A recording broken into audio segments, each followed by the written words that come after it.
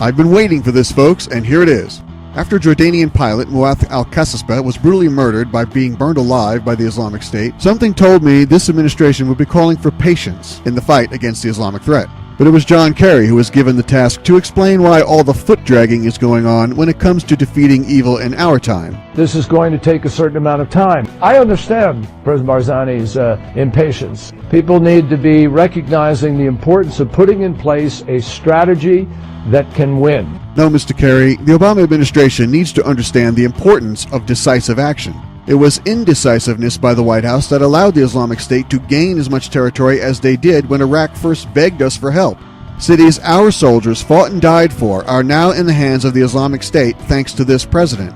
Even the Arab world has had enough of the Islamic State, and now that a grown-up King Abdullah of Jordan has taken the reins of this fight, our government calls for patience. How typical.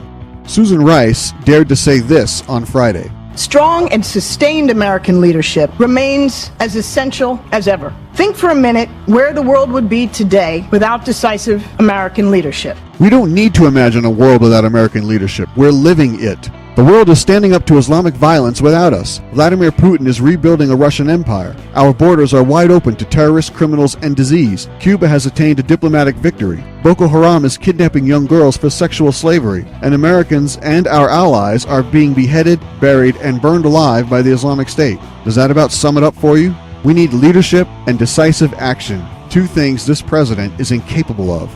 Thanks for listening, and be sure to catch the weekly Ray Warner Show and subscribe on iTunes or at theraywarnershow.com.